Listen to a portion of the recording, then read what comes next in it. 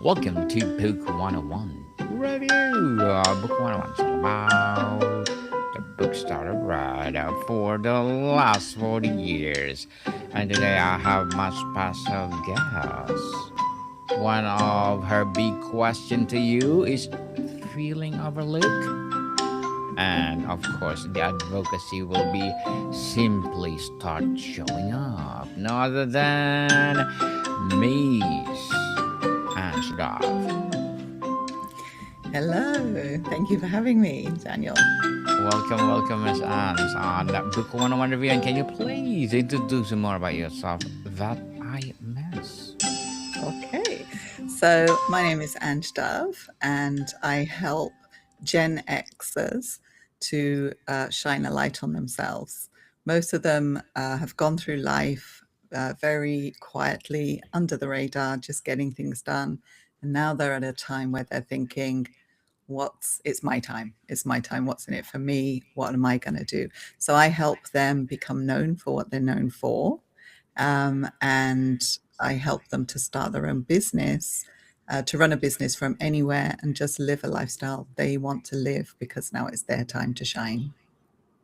Now it's time to shine. And thank you so much for sharing your knowledge and wisdom to the world. And Miss Ange. Thank you. So today let's talk about how not to leave a millions on the table before you Mm, even start your business. I yeah. like it. So tell us the $1 million mindset chef. What is the most critical chef in thinking an entrepreneur must make before they launch to even begin seeing the multi-million-dollar potential in the idea? Okay. So going back through my story when I first started my business, I really sort of became like an accidental entrepreneur. It wasn't really something I had planned to do. I just wanted to work from home and look after my kids when they were young. I didn't expect the business to explode the way it did at that time. But even though it did, I was still working behind the scenes. I was using my business and marketing my business, but I wasn't marketing myself. I didn't put my own personal brand out there. And when I look back on it now, that was a huge mistake. Absolutely Mm. huge mistake. So what happened was at the time when I started the business, as I said, I was hiding behind. I was someone who didn't want to show myself. I wasn't on social media. There wasn't an image of me on my website. My name didn't even appear on my website. It was just the business. So it was faceless in that sense. But it was at a time where in Singapore, there weren't many copywriters. I was running a copywriting agency at the time. There weren't many copywriters. And I could have had a lot more publicity if I'd have shown my face because I would have been one of the only Westerner copywriters at that time. And at that time, it would have been really easy to get work. So, yeah, I look back at it now and I just missed so many opportunities at that time because I wasn't willing to show up. And I used to go to meetings and they'd say to me, "Oh, we finally get to meet you. And we've heard so much about you." And I'm like, "How did you hear about me? I'm, I'm invisible." And I was literally invisible. I was invisible. So I recommend anyone who wants to start a business, I would say just get over yourself and show up. Show up as you and just be proud of who you are, what you've done, what you can offer. And I think one of the things that happened to me, what changed things for me, was I had a coach. And one day he said to me, "It's not about you. So people are waiting for you to show up and serve them, and you're doing them a disservice by hiding." And that was my light bulb moment. That's when I realized, oh, okay, yeah, it's not about me. I was so self conscious. And so I think it's a mindset shift. And it's something that takes work. It took me a lot of work to get comfortable on camera, comfortable on video. Um, but it's something that if you're going to run a business, you should get used to, and you should be proud of what you're doing. Yes, you should proud of it. Yeah. And Having consistency always. A Yeah. self limiting story, Miss Ange. What is the most common poverty story or self sabotaging belief founders tell themselves early on in the instantly caps their future valuation? I think just the feeling of like it's self-sabotage. There's just I'm not good enough. Why should anyone listen to me? And then you tend to compare yourself to other people who are maybe 5 or 10 years ahead of you. So that's something I would advise people don't do is don't compare yourself to anybody else. Just do you, do what you want to do, and people will gravitate to you much more easily than if you try to be something you're not just because you've seen someone successful at it. Just be you. So I think that's one of the major mistakes people make is they compare themselves and then they feel inadequate. They don't feel they're enough, and that stops them from moving forward. Yes, for sure. Just like procrastinating, stop moving Mm, forward. yes, yes. Solving for millions versus thousands. How does the approach to identifying and validating a problem differ when you are building for a potential 10 million exit versus a 100K lifestyle business? I think I can. Okay, one of the things for me when I was running my business, I got into I would say maybe a delusion in a way Mm-hmm. of following, just thinking, I have to grow, I have to grow, I have to grow, and always looking at doing things bigger and bigger and bigger. And I grew my business to a certain extent.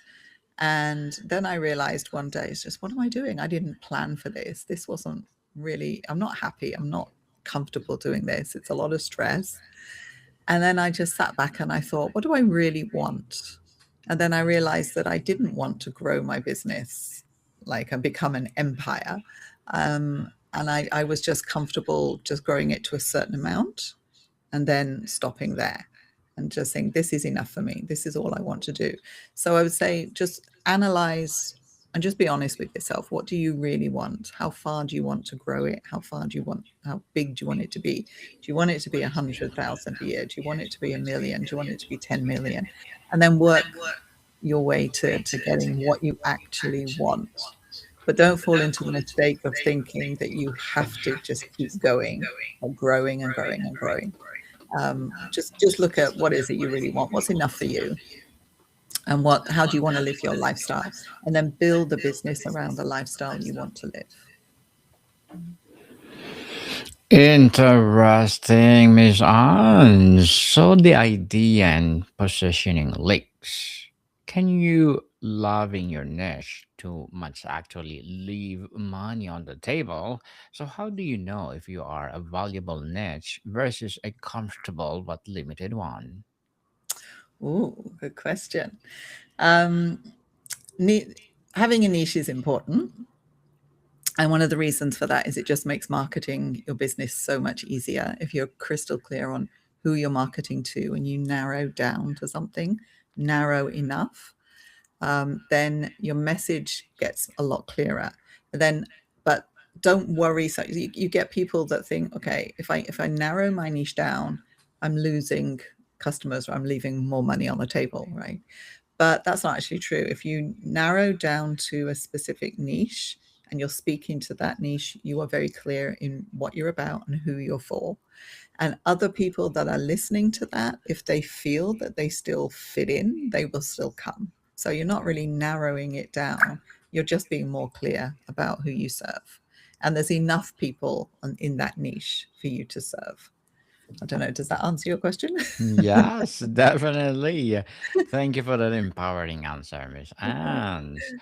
And how do entrepreneurs often define their product or service to narrowly from day one, accidentally building a small solution to a big problem and forfeiting scale?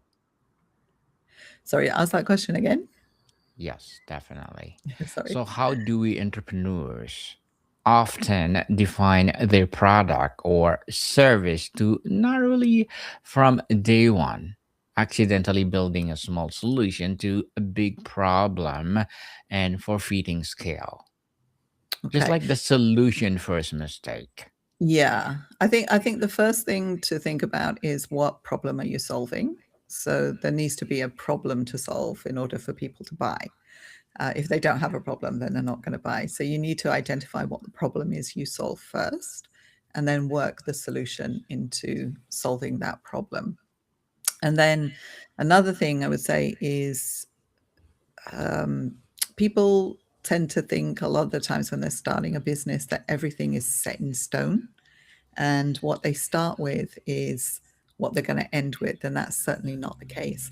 So as you're building your business, whatever you start with, you're definitely going to change as you move along, because you're going to start talking to your customers more, understanding what they need, and when they give feedback on things, you're going to realize, this is their problem, it wasn't this, it was this. And then you can adjust your solutions to fit your customers' actual needs. So just realizing that you just start where you're at, you do what you can with the information you have when you start, and you market your products and services based on the knowledge that you have. But then as you grow and you listen to your customers, you adapt.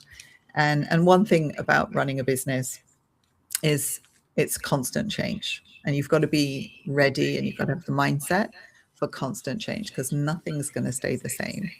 My business has gone through various iterations over the years because I've had to change to meet market changes.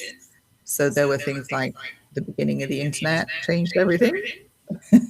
um, Google changed a lot for me. Google, with their when they introduced their search engine, that created a need for content. So then that created a new market for writers to come in and create content, which saturated the market. So we had to pivot there as well. Then, of course, AI has changed everything.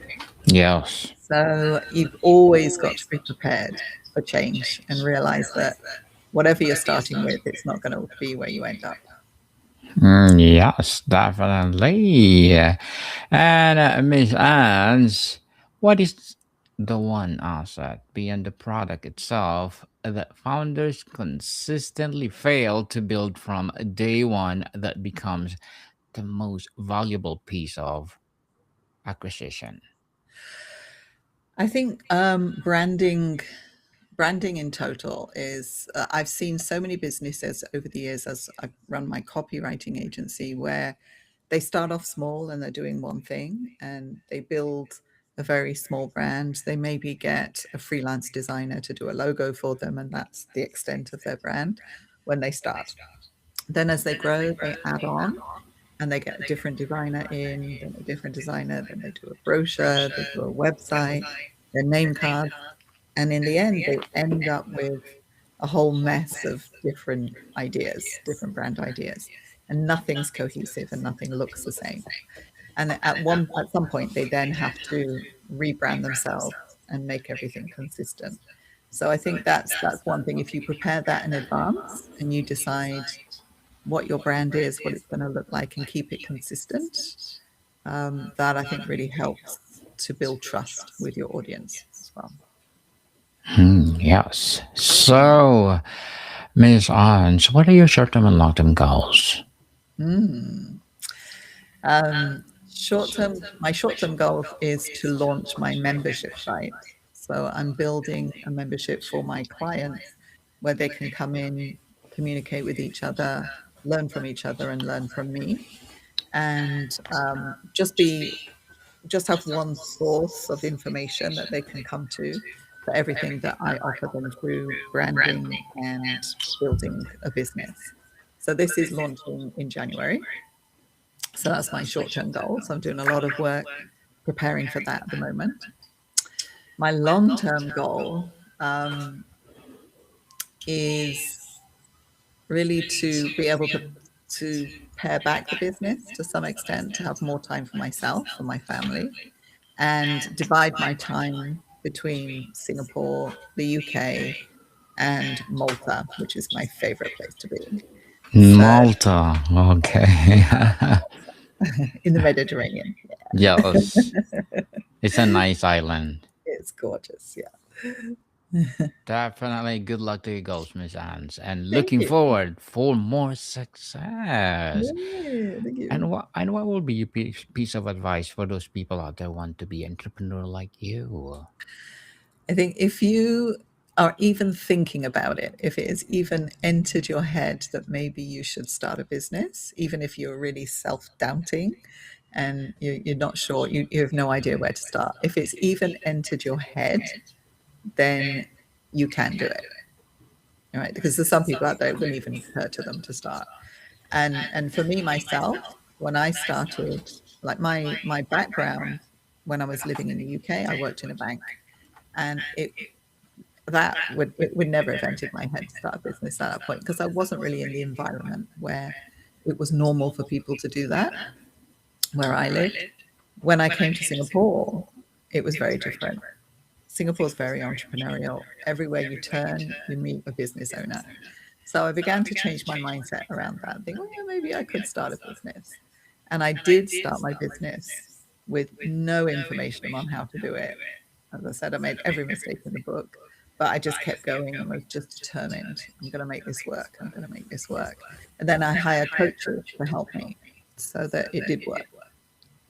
So yeah, so I'd say um, if you are thinking about it, give it a go. Go, go, go, people. Might Stop surprise procrastinating. you might surprise Yeah. them. Yes, you will surprise. Who knows? You will be like Miss Anne's Yeah. meal to what do you call this? A successful entrepreneur. So, Miss Anne, thank you for that advice. And can you please recommend a book or books that influence your journey? Okay. Well, I would say the book for me that started it all for me, actually, from a long time ago, this is over 20 years ago now, was a book that I downloaded from the internet called The Well Fed Writer. And that started everything for me. I just read that book and I followed it. And I thought that's how I started my writing business. I just followed what was in that book. And then I started my copywriting agency, and then it all went on from there. So that was the first book. I'm not sure if it's still around, but that's definitely a read. And even if you're starting a writing business is probably not the best thing to start nowadays because of AI, but just taking the information that's in there on how to start a business is enough for any business, I think, from them. Another one, It's enough, yes. it's enough, yeah.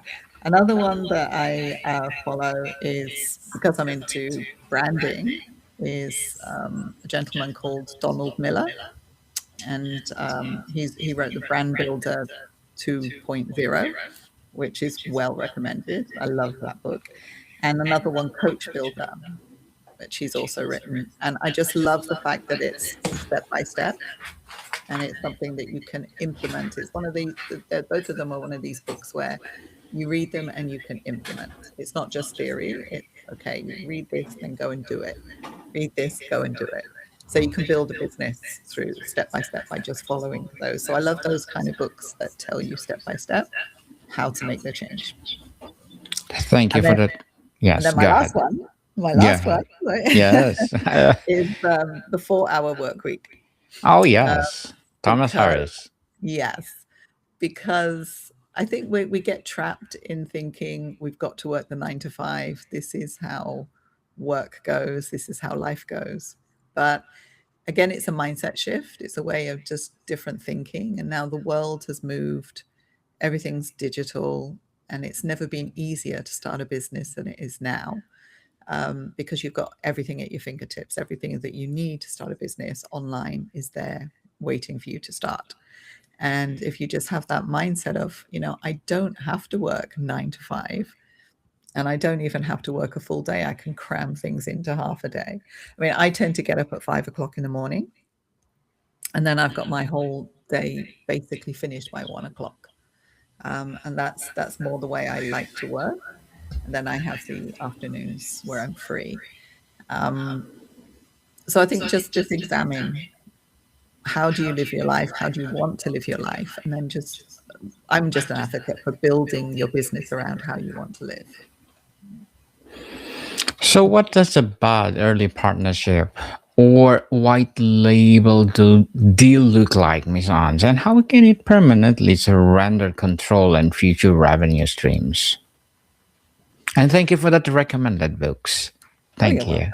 You're welcome. So white labeling things. I think so you talk about like affiliate stuff. Yeah. Yeah. So affiliate. Mm-hmm.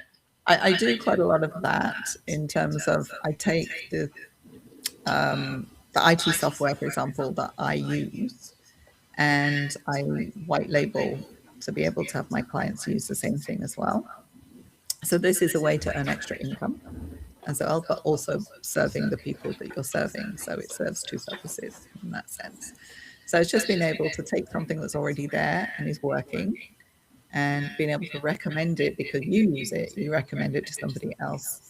And when they use it, you just get a percentage income that comes in every time they use. So it's not a lot, but it adds up over time. The more people you recommend it to, then it adds up and you can get some fairly passive income that way. Yes, indeed. Why not? Mhm. And before we wrap up our discussion today, Miss Ans, I'm inviting you to please do listen to my other podcast, people, because my Abstract Essay is already in fifth season, Abstract Poetry in second season, and my Book 101 Review in fifth season too.